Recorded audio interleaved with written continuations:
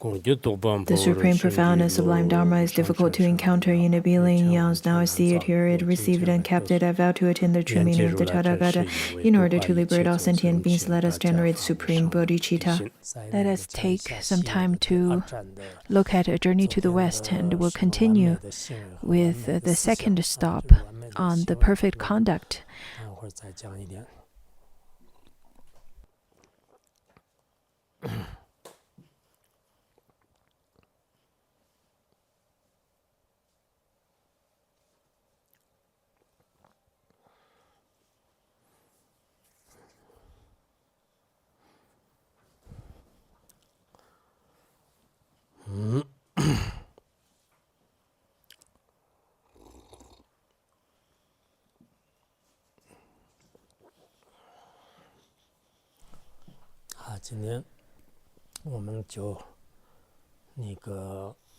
So A Journey to the West, the second stop, and the first day of the second stop, Ponsoko Rinpoche arrived and then gave the teaching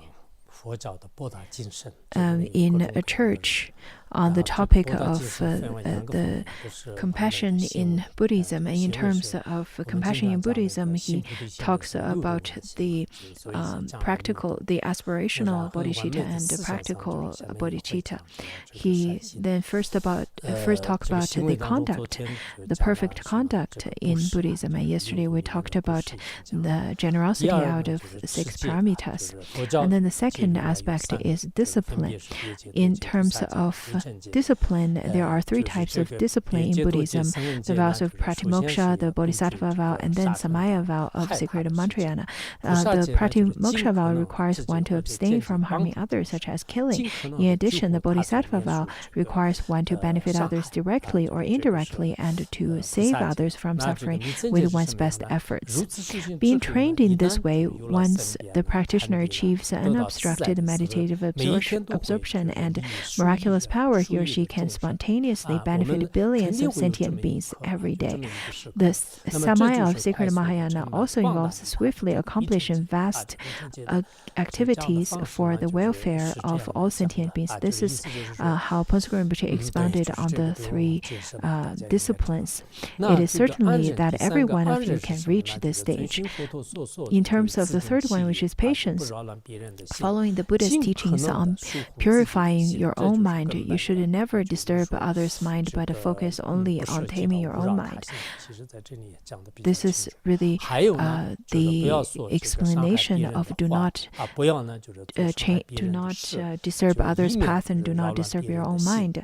This is the root practice in Buddhism. Certainly, you should not speak unkind words to or do unkind things to the others. Just observe your own mind and rid yourself of any negative or malicious mental state, such as anger directed towards others. Even if you were not to having done anything to the others, but if you were to speak unkind words to the others, it is still disturbing the minds of others. Sometimes it is because of karma, but we should try not to do that as someone who had already taken the bodhisattva vow. In terms of diligence, diligence means to joyfully engage in virtuous activities and practices, and more specifically to take pleasure in maintaining tranquil and caring behavior. How do you do that? It is through cultivating loving kindness and compassion towards others. Compassion means, for instance, when we see someone who suffers from a physical illness or undergoes any heartbreaking misfortune, we think that may they be free from all kinds of sufferings. Loving kindness means to hold an attitude such as thinking how wonderful it would be if all sentient beings would always enjoy peace and happiness. So when it comes to compassion, if we were to see people suffering from mental illness or from any kinds of suffering, we think that may they be free from all kinds of suffering. And then temporary peace and happiness refers to longevity, good health, abundant possessions, widespread fame, and so on in this ordinary world. Yet you sincerely wish that the sentient beings would enjoy all these types of happiness. This wish needs to be further cultivated through gradual practice and ultimately cultivated the prayer that all beings may attain the utmost bliss and happiness in the Pure Land of Sukhavati the moment they pass away. What you experience in the Pure Land is beyond description, since any type of happiness in this mundane world cannot compare with it. Therefore, maintaining this motivation, you need to diligently learn to practice the method of directing yourself and others to take rebirth in Sukhavati. By wishing others to enjoy all kinds of happiness, which is the mind of loving kindness, is to wish them well, to wish them to have all kinds of happiness. And the best kinds of happiness and bliss is in the Pure Land of Sukhavati.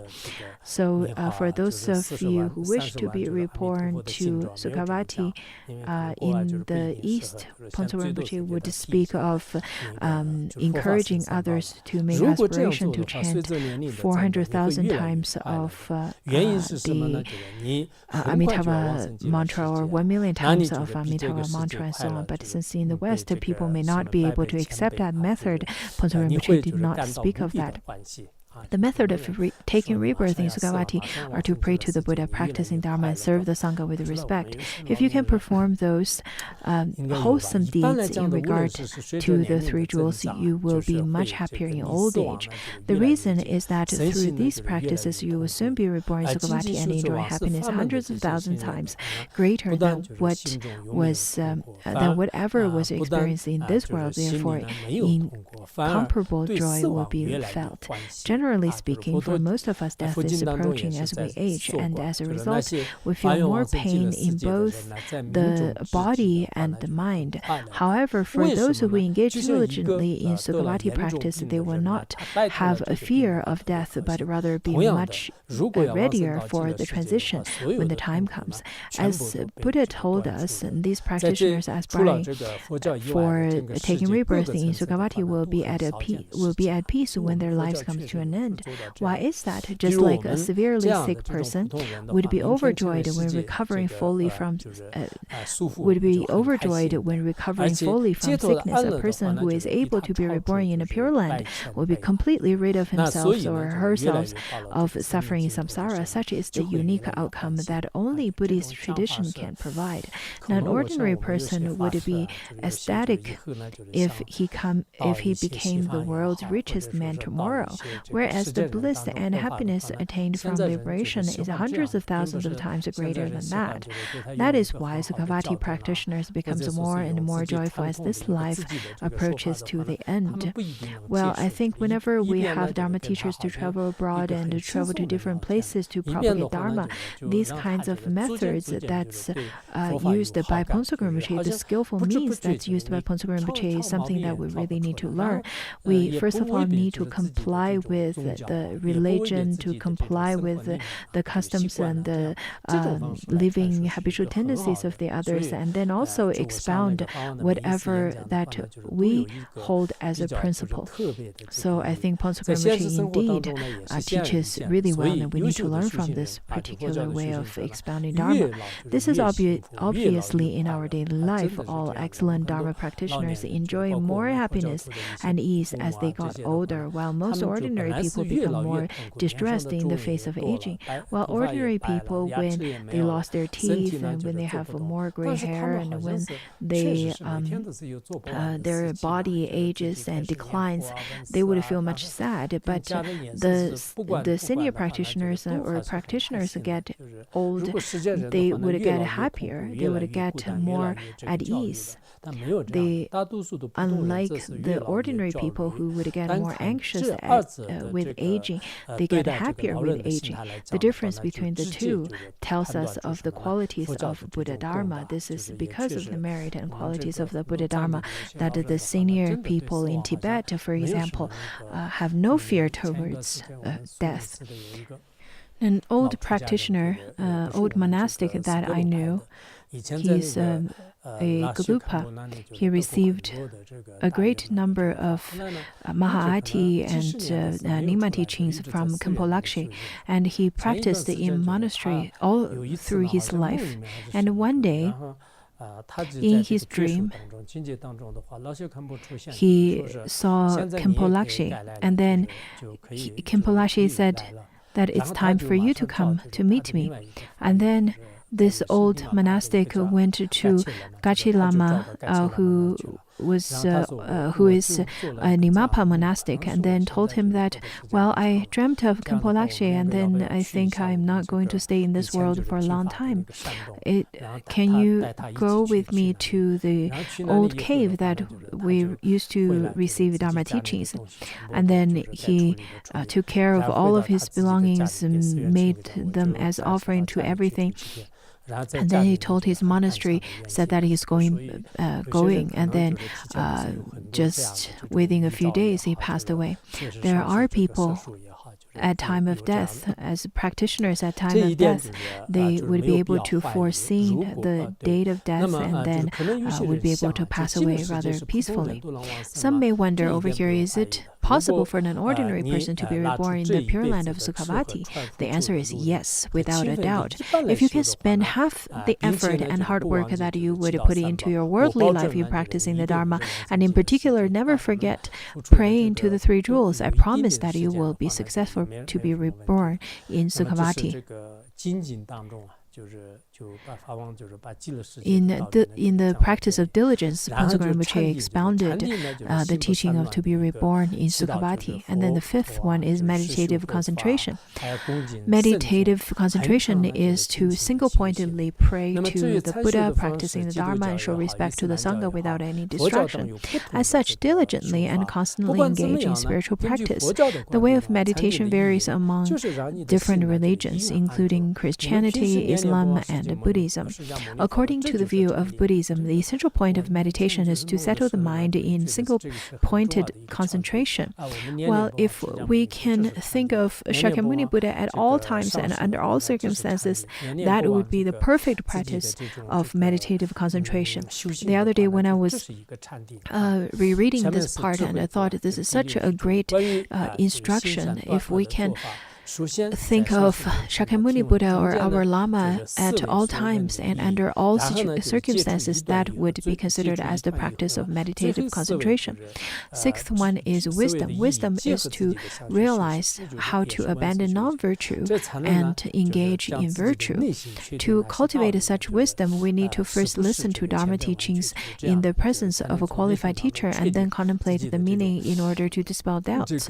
Finally, we must blend these teachings with the mind and put them into actual practice through meditation. Through this process, we will develop a firm conviction in the truthfulness of the Dharma. If we can deepen the wisdom of contemplation and wisdom of meditation, it will become easier to understand the advanced scientific knowledge. Although many religions in this world cannot keep up with the pace of science and remain consistent with the view of science, Buddhism can nevertheless coexist with the science and support its development. Indeed, many different religions, their ideas cannot be supported by the science. However, when it comes to Buddha Dharma, it can coexist with the science and support. Albert Einstein had stated that very clearly, where he said that religion, Buddhism and science can coexist. Well, we quoted that very often from whichever aspect, the micro or macro world, all the way till now, the 21st century. In fact, lots of the teachings within science, including that of the human body, of the cosmic world, we still are able to find the answers of them within the teachings of Buddhism. As you learn the Buddha Dharma, the discoveries and theories of science will very likely resonate with you in the same manner that you broaden your language of science from different dimensions. A conviction in Buddhism can readily arise in your mind. So maybe the theory of relativity of Albert Einstein and quantum physics and so on. The more we look into science, the more we will be able to feel more conviction in Buddhism teachings. If we go deeper into Buddha Dharma, it will be clear that there are similar descriptions in Buddhist scriptures on the mysteries of science that puzzled many people, and that the Buddha has already addressed the hidden meaning and rules that have been or have not been discovered by scientists. The previous president of Technology University of China, Professor Zhu Qingshi, he once said that the scientists strive so hard to reach to the answers. That is where the Buddhist masters await for a long time prior to the scientists' arrival. He wrote that, and later on, when I had an opportunity, I specifically interviewed him in Shanghai. I interviewed him a few times. That was the first time I interviewed him, and I asked him, as a scientist, because he had been a scientist and a president of the university for many years, that university is indeed quite prestigious in terms of the technology and the scientific research. And then I asked him, as a scientist, why would you say that? What was the logic behind your such kind of proclaim? He then slowly explained that Master Lan Huai, he studied under Master Lan Huai for many years. He studied the Shurangama Sutra and so on.